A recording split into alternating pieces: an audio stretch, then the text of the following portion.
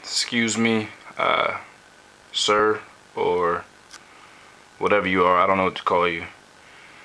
But, I mean, obviously, you're some kind of a creature or monster, and I just wanted to get your opinion on exactly how you felt about this particular group of people and what they're known for. So, if you could spare with me for a second and just tell me your thoughts about this. Thanks.